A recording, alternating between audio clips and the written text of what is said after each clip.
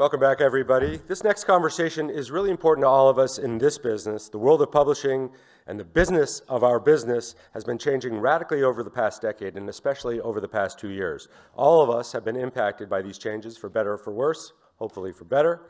But Dotdash Meredith is a unique example of a publisher that has navigated those changes by actually getting bigger over the past few years. And you can see the portfolio on the screens throughout these halls.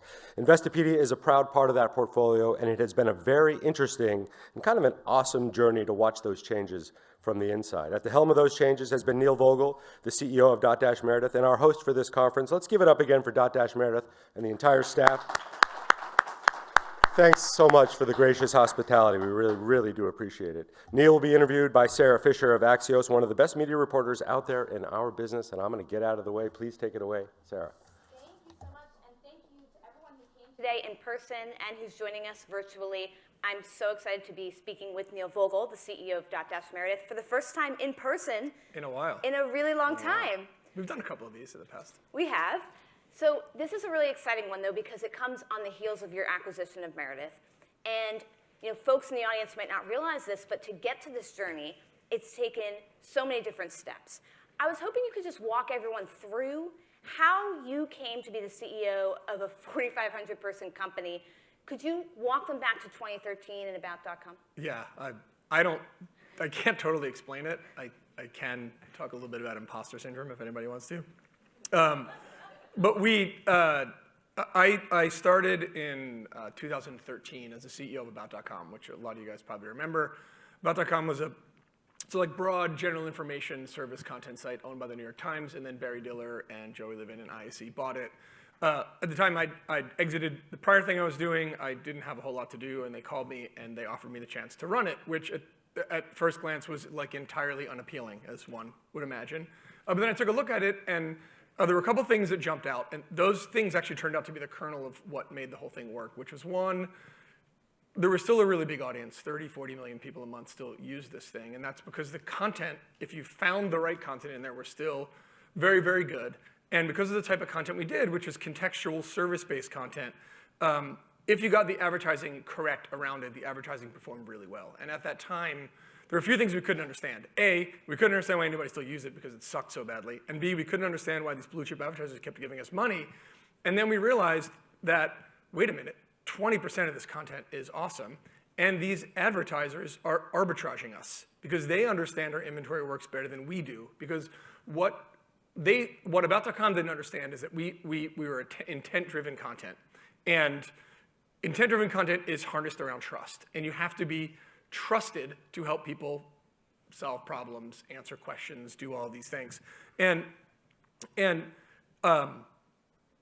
what the internet at the time had done, like 2013, 14, 15, and our couple years at About.com, is the trust was lost. Because publishers had, by and large, almost all of them lost the thread. They were not there to help people, whether it was news, whether it was sports, two things we do not do, or whether it's more service stuff. Health, tech, travel, home, food, all those things. There was too much content that was really crappy on sites that were janky with too many ads that didn't work well on mobile. We were that. And what we did in our first few years at About.com, struggling, is we did everything wrong. And then we learned what we thought people really wanted. The first thing we learned was the easy answer is there's no place for like a general interest website in the era of like WebMD and All Recipes. People just prefer specificity, rightfully so, because that conveys a level of expertise. But the second thing we realized was, and none of us had been publishers before, which is something I like to say, but I've been a publisher so long now I forget when I wasn't. We had a bit of a fresh view of this stuff, and we thought everything everyone else was doing, mostly everyone else, was not right. So we said, here's what we're going to do. And after 3 years, we went back to Barry Diller, and we did nothing but struggle, lose money. At the time, we were doing $50 million in revenue, and we were losing money, and saying, listen, that thing that we bought from the New York Times, we were wrong. You were wrong, we were wrong, everyone's been wrong, but we think we have a way to make it right. And we're gonna break this into verticals, and we think that we can viably compete with WebMD and health and All Recipes and food, and actually all these Meredith properties and all these things down the line, which was an incredibly arrogant thing to say for a bunch of people that didn't do a very good job with About.com. But then we explained why. One, we explained because we have this root of great content and this demand from advertisers when we get it right. But we're going to do a few other things. And some of us have a little bit more math backgrounds, and the things we're going to do are, one, every site in publishing is incredibly slow.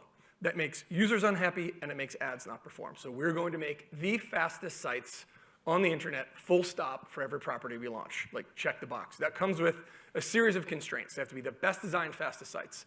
The second thing we're going to do is every single piece of content that we put on one of these sites, again, whether it's home, food, tech, travel, whatever, we're going to endeavor to make it the very best thing on the internet on that topic, full stop, without regard to cost or anything else, because if we can't do that, we're not needed. Like, the world does not need another mediocre food site or another mediocre health site. There's plenty of them. So that's the second thing we have to do. Super fast sites, really great content, and to do that, we started with 2 million pieces of content on About.com. We ended with we have now, like, before the acquisition, about 400,000, from 2 million to 400,000 pieces of content on the various Dash brands. Now that's up because we bought Meredith.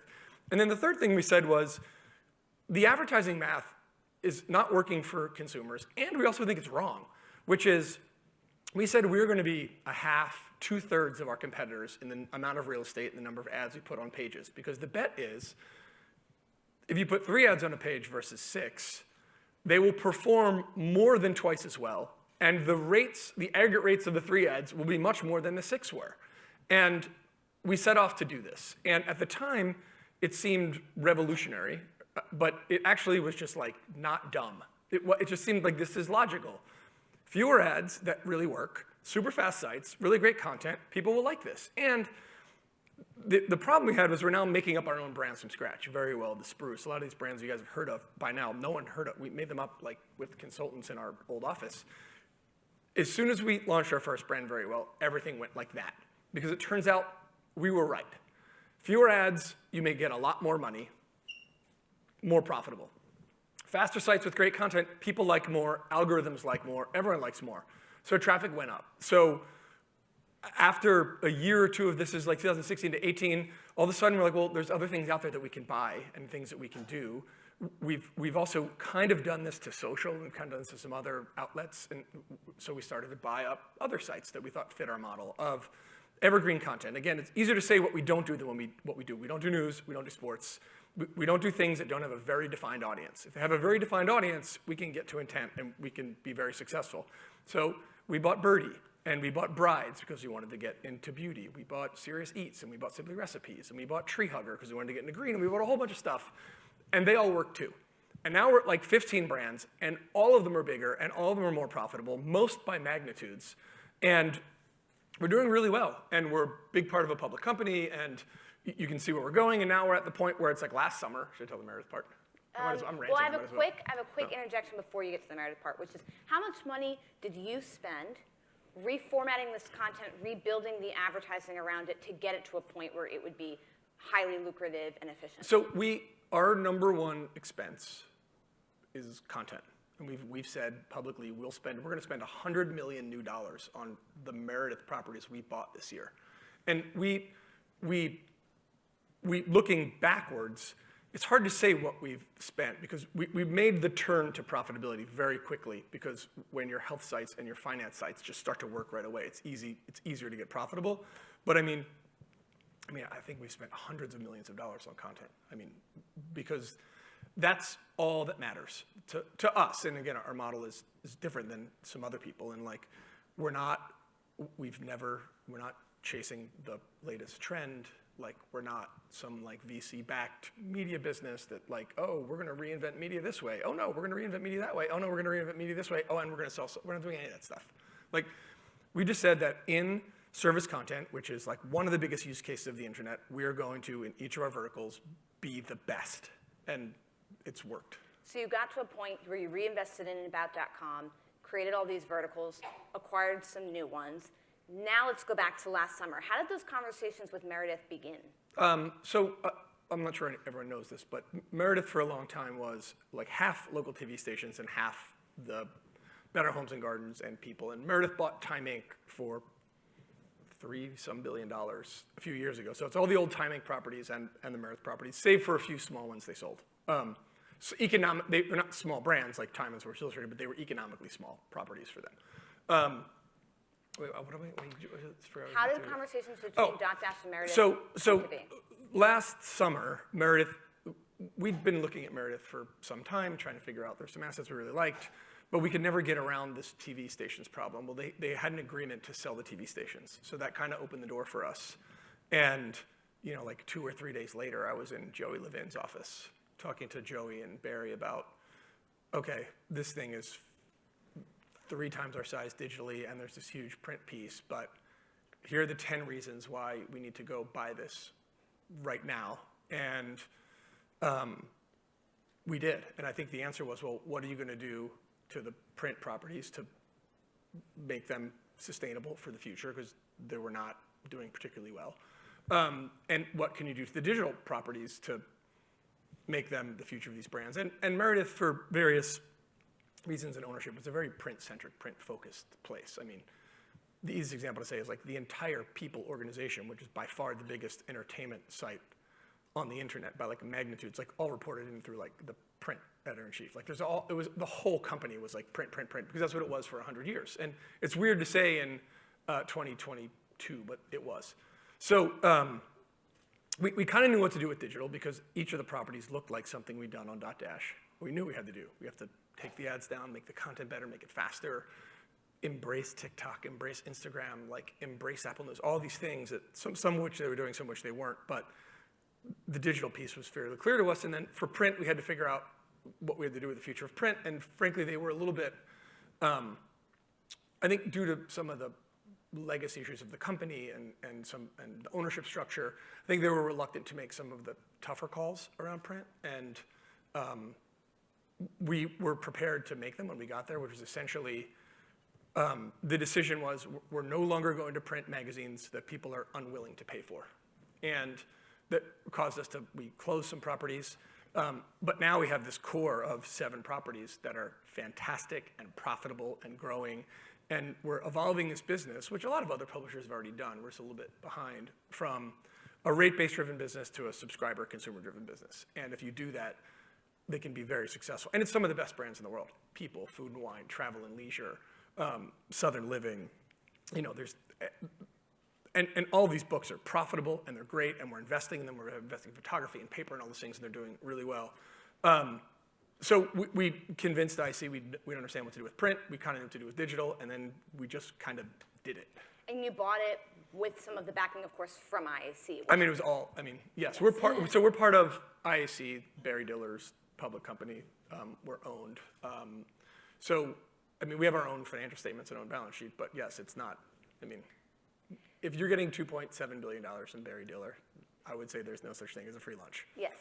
But, so, okay, let's go quickly back to those 7 brands. What are going to be the 7 brands that you're doubling down on in print that come from Meredith?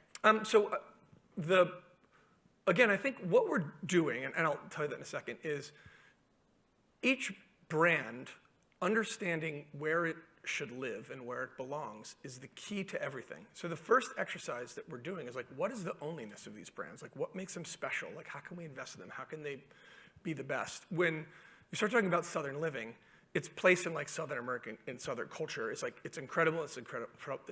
It's very easy. Like Southern Living, Food and Wine, People, All Recipes. What am I forgetting? Someone's going to get mad at me now. Real Simple and Better Homes and Gardens. And I left one off.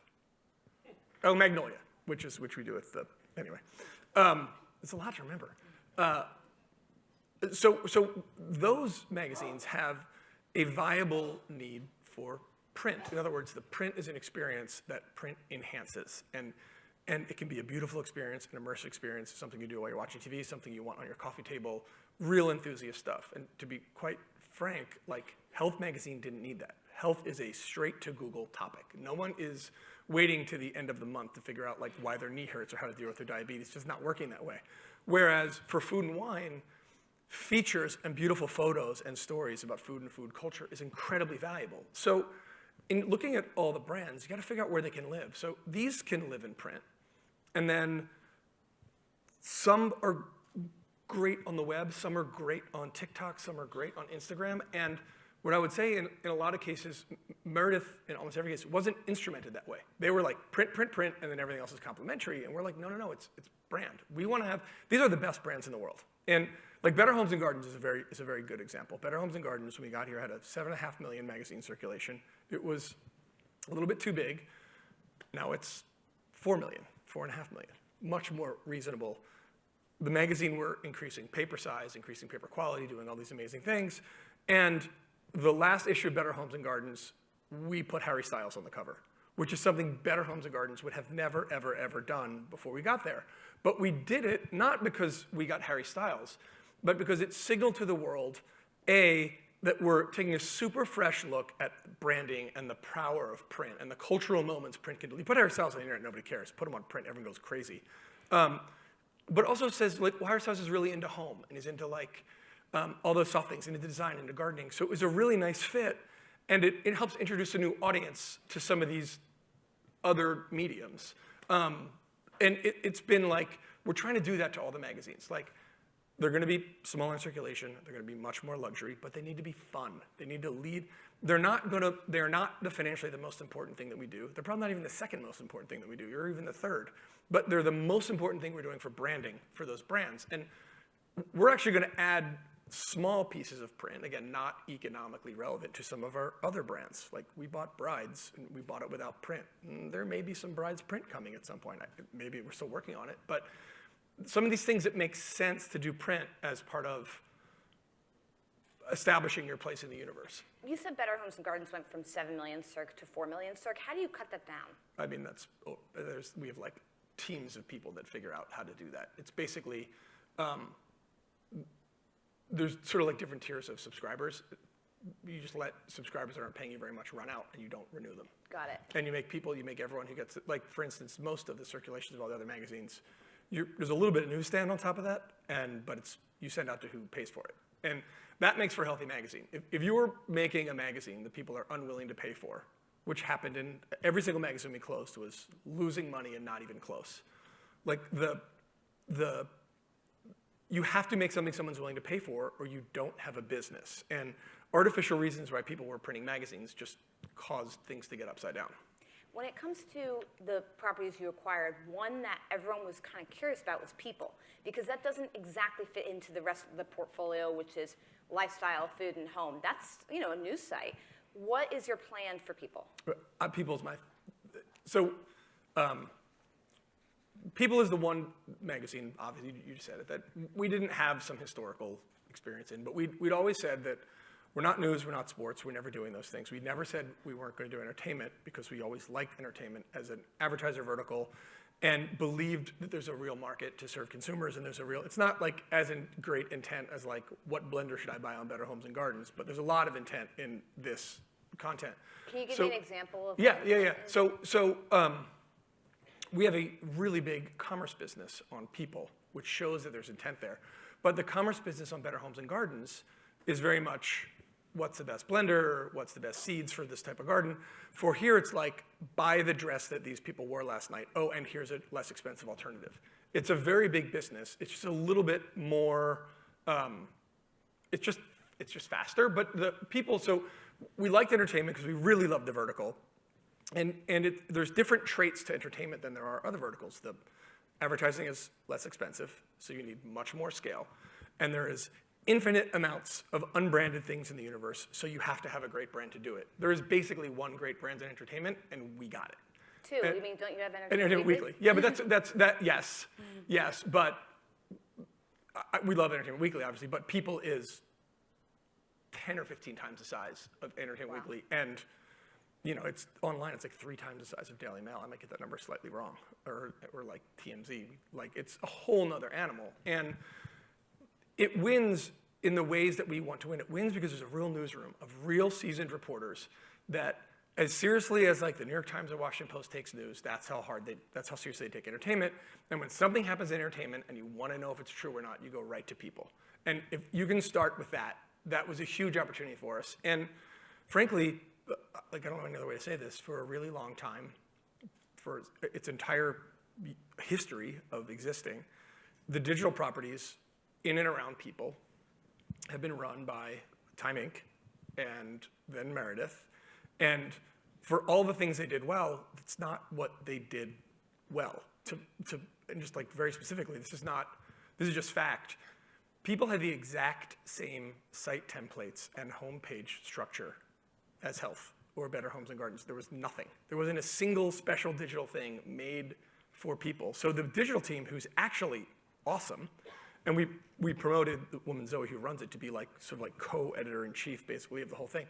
They had no tools, no focus, no nothing to do any of the things that we can do. And People for us is off to like a roaring start since we've gotten here. Because the other thing we did is we immediately said, digital no longer reports through print.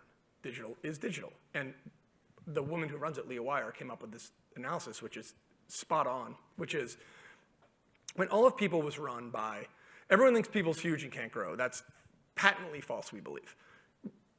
She explains that in the old days, when everything ran through the print newsroom, they would put like Julia Roberts and whatever, George Clooney's dinner party on the cover, and then that would be on digital, and that would be on TikTok. It would do pretty well in the magazine because that's the magazine audience wants that. You'd put it on the internet, and it would do okay, but they really want Kim Kardashian. It wouldn't do great.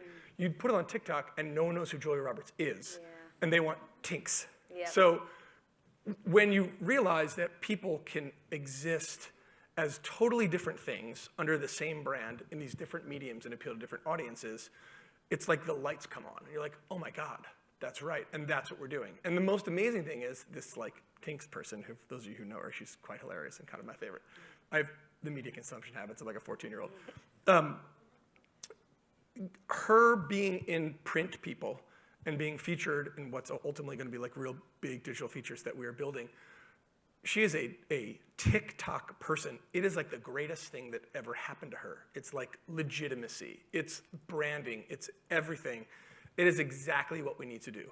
At the same time, we still classic People covers, classic People print, but like it's a recognition that if these brands like People and Better Homes and Gardens and some of the Meredith brands that to coastal media people may feel like have not quite kept up with the times. And you're right, they're never becoming coastal magazines, but everybody wants things to be modern and fresh. And that's what we're doing.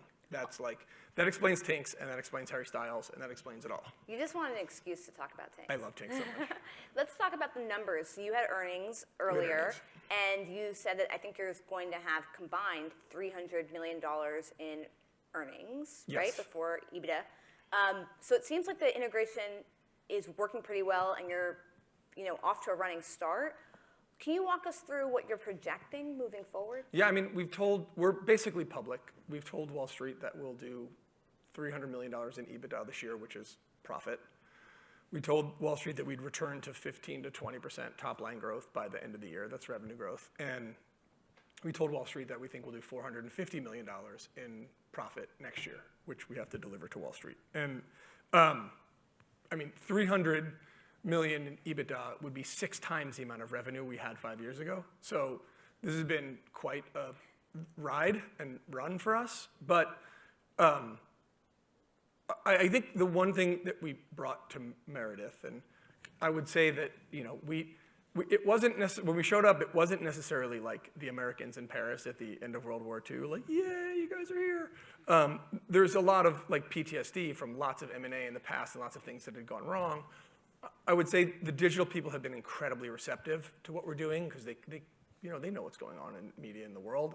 I think we've had some work to do with like the print folks, obviously. I think we're on the other side of our major print changes, so I think we're in a really good place. I think people are now understanding that like we're not kidding when we say it's brands first. We tell all the people like we don't care about money. We obviously do. The money will happen, but the only way it works is if we make the best stuff on the best sites or the best TikTok feeds, and you build something that you want to read, and something that like, if you're interviewing for your job tomorrow, you're super psyched to show them what you worked on today. And if you're not doing that, we have to figure this out. And we built Dotdash that way, and it was much easier because we were much smaller. Like 700 people is smaller. We're trying to get that like attention to detail culture here, which is it's just hard. I mean, there's 3,500 of them and 800 of us. It's been very challenging, but I think we've made great progress. The management team is very split evenly between the two companies in a lot of spots. So it's challenging, but it's hard. Going back to some of the projections, can you give someone a sense of like what is this combined Dotdash Meredith company even worth? I don't know. But like, you have to talk to Wall Street about that. yeah. I mean, typically media companies trade at a multiple of EBITDA. Multiple means like take the amount of EBITDA, multiply times a number. That number can be 8 in a bad market for a slower growing business. It could be 6 if you're not growing at all, or it could be 15 or 20 if you're really growing. So our hope is we're closer to 15 or 20, and our hope is we grow and deliver revenue improvements and this. And look, everything that we're doing, and this is the big thing that we have to get everyone to understand, is brands are first. And we told Wall Street this, one of the decisions we made when we bought Meredith is we took a material amount of revenue out of Meredith's business in the first quarter of this year. We just stopped doing a whole bunch of things. We stopped doing annoying, intrusive ads. We stopped doing some commerce things they were doing that we didn't like. We just stopped because it's fine. We took a step backwards. As we migrate all their sites onto our tech, we're gonna take further steps backwards. We take ads off the page. We make less money when we start doing this, but when brands get better and sites get faster and social gets better, like the money flows. And we took a ton of revenue out of the print business because revenue isn't what's driving us now. It's brand and profitability. Yep. And we're gonna be much smaller on the print side, but profitable and healthy and great for the brands. The reason I'd asked, and by the way, that is super clarifying. The reason I'd asked just about value is because, you know, IAC has a track record of building up big companies and then spinning them out into the public market. Do you foresee, I mean, right now IAC is like fastest growing, biggest engine. Do you foresee that being the future one day for Dotdash Meredith? I mean, maybe. It's not, again, we've talked about this in the past. It's not up to me. I don't really care. I mean, you need to be public if you need 3 things. If you need capital, which we don't. I mean, we just got $2.7 billion for this grand experiment that we're doing right now. If you need a way to compensate people, which we don't because we have equity and we've got like Dotdash Meredith equity and we've got this other stuff, or if we need an exit, which we don't because of the way our equity works. And I also get to spend a lot of time with Barry Diller and Joey Levin and the whole crew at IAC who, I mean, for those of you who know anything about Barry Diller, he did everything from like HSN and QVC and Paramount and all these Paramount and like Expedia, TripAdvisor, Lending Tree, you name it. Like, I think IAC's market cap, I forget what it is now, but like almost $70 billion of market cap has come out of IAC companies that have spun out. So these guys have seen everything and it's very helpful. Not always easy, but very helpful to have those guys to talk to. So we're running out of time. I have just one more question for Neil, but before I ask it, I want to remind you all that we're going to take Q&A in just another minute, and you can just come down and grab the microphones for Q&A.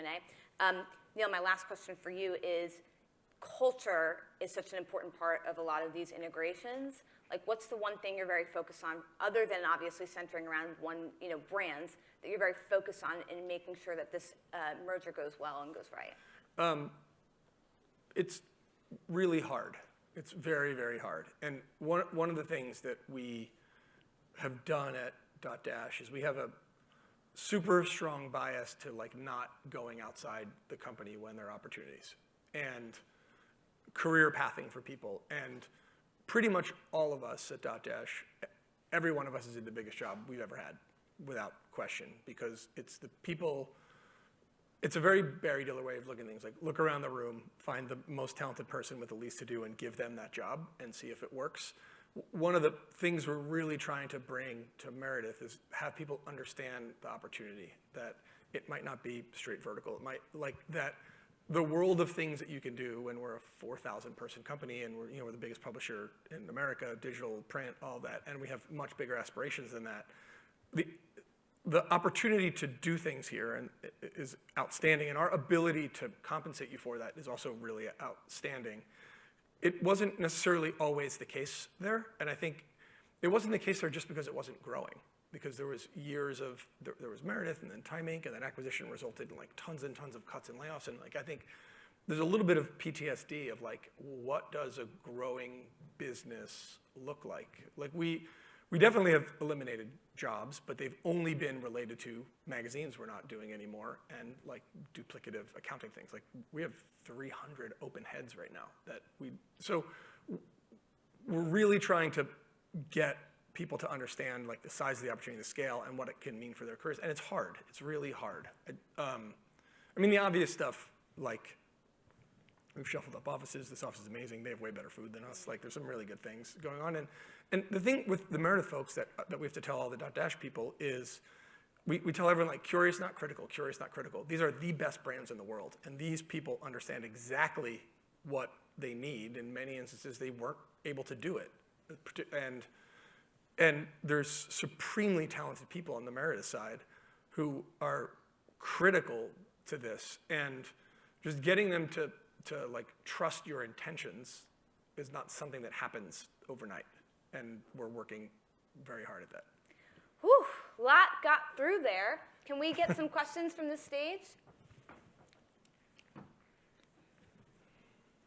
James Fedora, I write with The Economy for Newsday. Can you talk about where you see print and digital going in the future and the relationship between your print subscribers and how much they use the website versus your web users, and do they buy the magazine?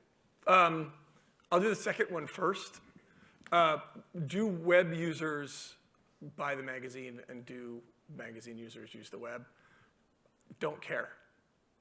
I honestly don't care because that's a huge trap to fall in. And take People as an example. Of course, people who get the magazine use the website, and of course, people who use the website subscribe to the magazine.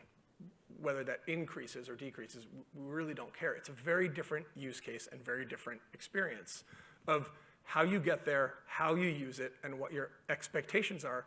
And in the case of People in some of our properties, the audiences are actually super different. They want the same thing, but they might want it from like a different demographic. So one of the traps that you can fall into as a print publisher is thinking that if you're Southern Living, you want something from that magazine, Southern culture, design, food, travel. It doesn't mean you want the exact same thing on the internet. You want the same thing, but look, the internet is going to be younger. It's going to be way more diverse and multicultural. It's going to be all of these things that print is just not. I think what we need to do is bring a little internet speed to the print, but the print properties are beautiful. They're like vinyl records in a way. Like, there's always going to be people that love vinyl and like the rich fullness of vinyl. People love the rich fullness of a magazine. My wife does. Like, she has always loved magazines. Like, so I think that's the answer to that. I think going forward for the future, we've said this before, we're not the people who are going to like stop the secular move out of print. But again, there's still radio, and paper books outsold Kindle books last year, and vinyl records are great. There's a use case for it, and brand use cases for it. And we're super long and invested in it. Like, we're making all the books better. And I think the books that a couple of our properties this year having like the summer issues are having like the best we've done in 3 or 4 years. Some of it's because we're coming out of the pandemic, but some of it's because they're really, really good and the audiences are really tight. And so yeah, I hope that answered your question. Thank you so much for that question. Any other questions? We've got a mic down here. We've got a mic over Hi, here. I've got one. Yeah. Hi. Suzanne Stevens, Everyone way who's in the back talking? here. Oh, Way hey, in the back. Right over in the white. Can't see Oh, me. hi. Hey, how's it going? I'm with the Portland Business Journal, and so we have a print edition, Legacy, been around for decades. Our American City Business Journals obviously have an established audience that a lot of you could probably think of the demographic of a business journal. So for many years now, we're looking at bringing in a younger audience, maybe not the tinks quite on the TikTok, but the same idea. So I'm wondering, when you have a legacy brand, something like People, or the Portland Business Journal, what's the best tool for kind of, we're pulling the levers, online, using social more. What do you think is the best tool to kind of reach that younger audience with that, if it's different content, complementary content, or whatever it is? I think we're trying to do that. But I think for us, we're different. We're not B2B, we're consumer, so it's a little bit different. It's actually probably a little bit easier for us even. Like people mean something. People is extraordinary people doing ordinary things and ordinary people doing extraordinary things. That's what they say people is. It's celebrity, news, gossip. In that, it's fairly easy to pivot to people who are more interesting to younger demographics and those who are more interesting to sort of like your current demographic. So it gets easy. The harder part is understanding when you come from a historical place to let go of control and to let things happen and like maybe a tone of voice happen or maybe a way on the internet that you probably wouldn't do in print or in other things. And we're everything from like email to TikTok to Instagram to Pinterest, you name it, to Apple News, to Flipboard, to all these different places. For each of our brands, we really try and not go tactic first. We try and go like, well, what is this gonna mean to people? And then how do we reach them and what do we wanna do? Like, who wants Better Homes and Gardens? And in our opinion, Better Homes and Gardens is one of the great home and shelter publications of all time. And we're not hitting the younger millennials, Gen Z, like we should. Well, how do we do that? We have to do that in a very different way. And you have to do that digitally first. I think you can get them really excited for magazines when you do like Harry Styles type things. I mean, we sold, the first day of the Harry Styles issue, we did not put a link of how to buy the magazine online on betterhomesandgardens.com anywhere, and we sold 15,000 copies. That's how crazy the thing went. But that's an extreme example. But you just have to figure out what you want to be, and you have to be, I think for us, again, consumers probably easier. We just made a real decision to not be so precious about our brands and let them try and live and see what happens. And with the understanding that if we mess it up, like who cares? It's like one issue, it's gone in 30 days, you put a new one out. Or if like you screw up the internet, you just change it. Like nobody cares. Nobody really cares. So, I mean, media likes talking about media, so they might care, but in real life, nobody cares. I don't know, does that answer that helps? Yeah. I love hearing nobody really cares. It gives me confidence for my reporting. No, honestly, what we've told, and again, I think a lot of the Meredith editorial people who are so good, like so good, and care so much, I'm literally gonna print up t-shirts that say this, to say, don't read the comments. Like, don't read the comments. Don't read the comments, because the comments are the outlier. And in many cases, to get where you wanna go, if we alienate 5% of the Better Homes and Gardens audience to open it up to a 4x aperture and 4 times more people can enjoy the brand and benefit from it, who cares? Like, you can't play to the outliers and everyone's gonna complain about anything you do that's different. Like, stop reading the comments. And if you understand the brands you have, whether it's a business brand or whether it's a different kind of brand, and you understand it and we all agree on what it is, do your thing. And we'll see what happens. Do we have any other questions? We have one over here. I think we have time for 2 more, so we'll take that one and then we'll go to you after. Hi, my name is Elena Cox from Stacker. I had a question about celebrity print products. I know you guys work with Magnolia, and I saw that the Home Edit team are getting their own print product. What do you make of that trend? Like, do you see that increasing, or kind of this celebrity-focused print product? I think Magnolia's been very successful for us. It's a subscriber-driven quarterly with Chip and Joanna Gaines, for those of you who know them. I think it works, but I think you have to have I just don't think there's that many people it will work for. And they're the outlier. We've tried lots of others that didn't work also. Well, we've tried many more most of it's before my time, but many more that didn't work before we got to one that works. But when it works, they're really great. And they only work if Magnolia works in particular because Joanna, or I don't know if you guys like watch any of the Magnolia stuff, she treat the magazine as hers, and it is her quarterly vision, and it drives what happens in their stores and with their licensing and with all the stuff and with TV and with everything, and she really believes in it and makes it hers, and it totally works because that completely comes through. If we had a bunch of editors we hired to make it and to put her name on it, I'm not convinced it would work. And it works just because she knows her audience and she knows her super fans, and it really, really works. And it's a very, it's like a really, really cooperative thing. It looks easy, but the easy ones we've tried in the past, where it's more like a licensing thing, it doesn't work. But if you can get a person in any, I don't know what other fields it would be, that have like these people that love them and they're willing to put the time in, I think it can be really successful. We have one final question right here. Yes, thank you. Lisa Renau. I'm a master's student in NYU's Business and Economic Reporting program. And my question actually builds on what Suzanne mentioned earlier. When you run, like you've mentioned, one thing on TikTok, another in print, and yet another on your website, how do you ensure a holistic brand image across the board? So feeding in all these new tools, how do you make sure that your legacy brands, established brands, keep part of their DNA that made them successful in the first place? It's without question. Going back to the culture question, that's one of the hardest things that we're doing, and it's really, really, really hard, right? It doesn't have to look the same, but it's all got to look like it has the same parents, right? It's got to look like brothers and sisters that kind of resemble each other. The analogy's going sideways, but it's really, really hard because people who've worked on brands historically, who are excellent editorially and excellent design people, it's not so much giving up control other than like someone else might have a vision that's slightly different that might work that you don't think works. It's really, really hard. And it tells us a super easy story, right? It's easy to like tell you this, like, oh, we're gonna all agree on what the brand is and then we're gonna do stuff on TikTok and do stuff on print and do stuff on digital and do things in Apple News. But in reality, it's like impossibly difficult and we have brawls over it and everyone's fighting all the time and not everybody's bought in and we have to figure it all out. But we've made a lot of progress. Also, for us, I don't know, this is more of like a management thing than anything. You got to print wins. You got to show people how it can work. And I keep using these same examples again.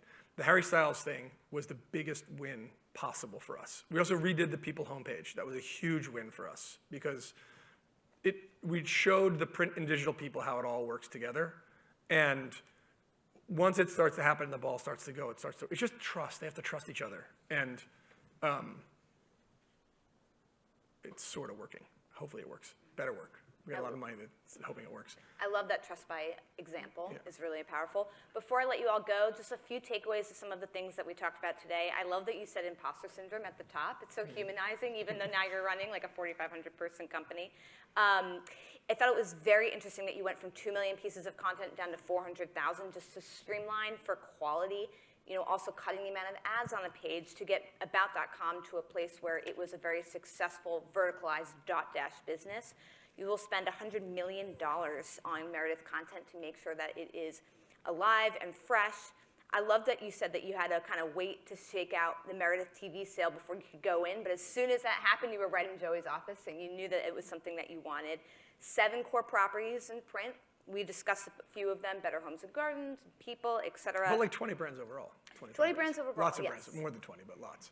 Lots of brands, but the core ones for print matters because those are the ones that people have shown an inclination to actually pay for. The People commerce business was super interesting, that it moves really quickly. Buy this dress at a cheaper cost right after an award show. You guys are expecting $300 million in profit this year. Congratulations, this is a combined company. We didn't do it yet, so hold off on the congratulations. Expecting, if you're going to publicly put out some expectations, you must feel pretty good about them. Culture is one of the most difficult things, and trust, and I think that's important that you laid that out. And then finally, I love when you talked about some of the opportunities for print for Dotdash properties, potentially for brides. Thank you all so much for coming out in person, and thanks to everyone that joined virtually. We hope to see you again soon. Thank you.